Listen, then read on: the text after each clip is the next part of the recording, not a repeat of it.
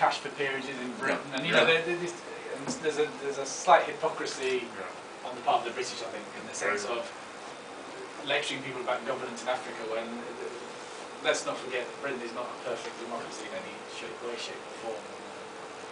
These things happen. I wanted to... Sorry. In a few seconds.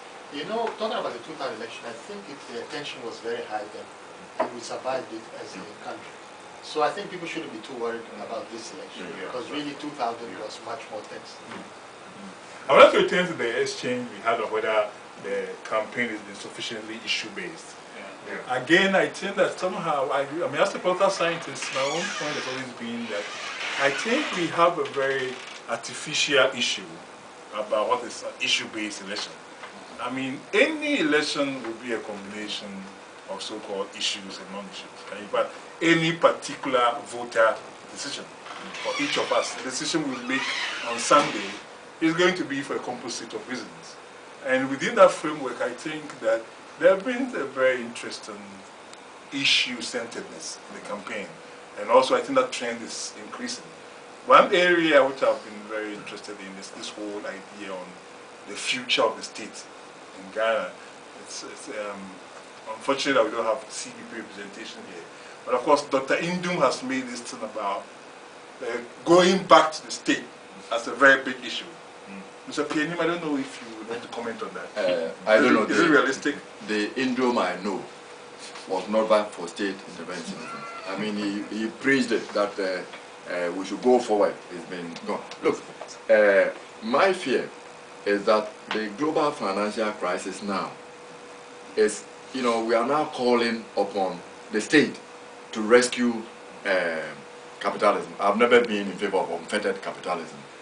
1929, you know, FDR really recreated capitalism, you know. Now, the fear is that the interventionists are now getting a sort of a new lease of life. I think that when we are mobilizing for development, you mobilize your cultural resources and your economic resources.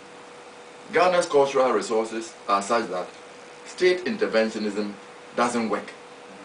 You know, the government in power now can be said to be the one with a lot of educated people, you know, in government.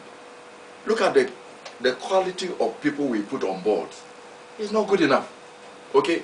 And the state enterprises didn't work. There are some people who say Marxism didn't work because the people who are practicing it is wrong. Culturally, we are not capable of appointing competent people to manage the affairs of state enterprises, and therefore I am not for it because culturally we don't have the resources to be able to do it. Okay, that's my only problem. But I don't have anything with state interventionism to get the market right, to pioneer certain things and sell it. I mean, a lot of the industry that we had that were sold, some of them should never have been sold. Ghana Airways maybe should still have been there, you know. So you have to be. We need now, you know, the world is such that we need bold experimentation, but targeted and prudent. That's what I'll say.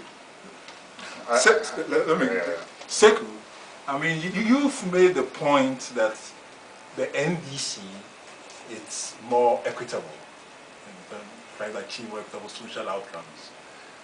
But where in your own mind, where does NDC stand on this state issue? Are you lost in the dispute between Indum and Akufo-Addo?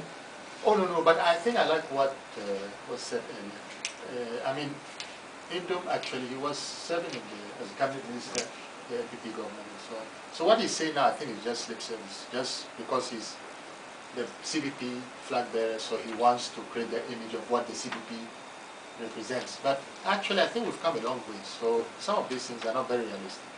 And in fact, a very good example was that recently we had this joke that the Ghana Telecom, I mean, I was on the internet using the broadband or whatever, and I had so many problems.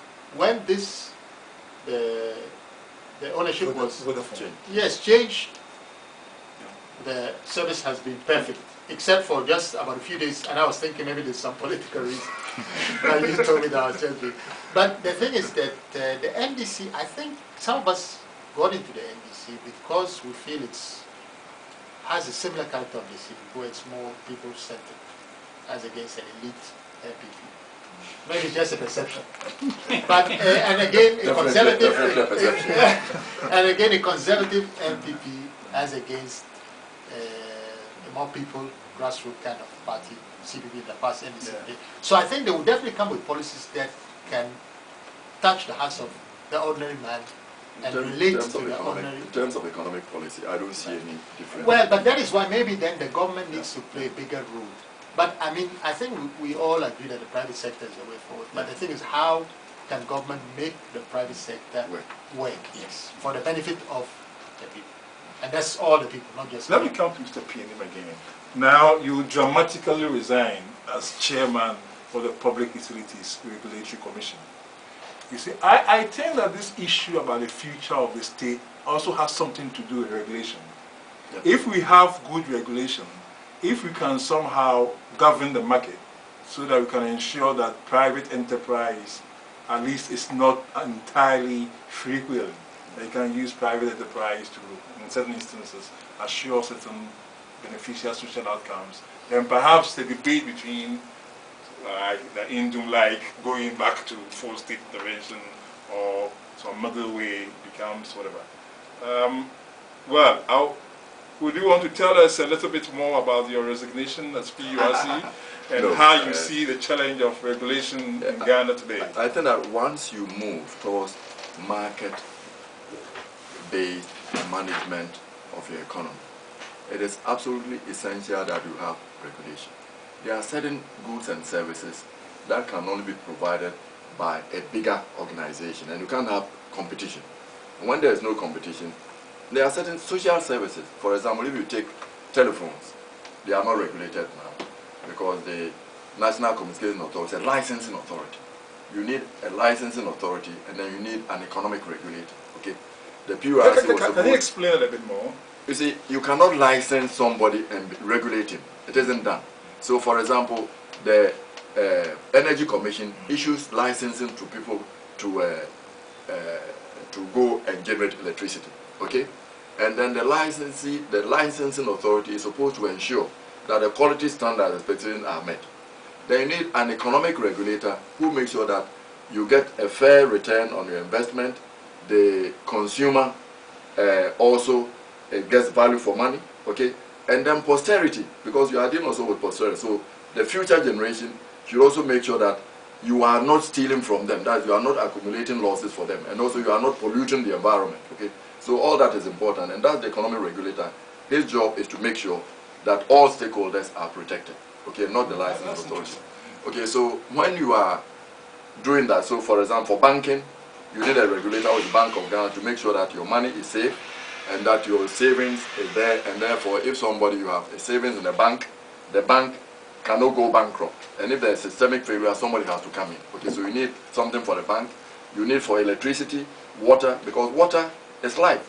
You cannot get one person producing and they say, I'm selling it at the market price. In Ghana, I would have preferred about 4 water companies, because you have different river basins. In Volta region, you can have one strong enough. You have the Accra one based here, you have Kumasi one based and Barakesi Dam, you can have the northern one based on the Volta. So 4 or 5 different things. As a regulator, I would have preferred to say, Amos, why can't you achieve this quality when Julius is achieving it? Why can't you do this when Sekou do it? So you use this type of comparative competition to force it. And I always knew that you needed a regulator for water and electricity. My problem was that... Let me go back to the NCAs. I think you're getting at something very important there. So, I understand the point that you're making, that there's a difference between license and regulating. Yeah. And that's if you have the same body both issuing the licenses and doing the regulation to tend not to regulate well. Yeah. Now, so are you saying that, okay, this is empirically the situation that as it is? Or are you making a normative argument that telecom is such that, unlike water and power, you don't really need to regulate? You need to regulate. You need to regulate. So that perhaps you would imply that we need another body in addition to the NCA? Originally. Because when I was being asked to go to a PURC, the idea was that water, electricity, and then communication, telecom, and then petroleum, you have National Petroleum Authority. All that we're going with. It's just a matter of pricing. Because the people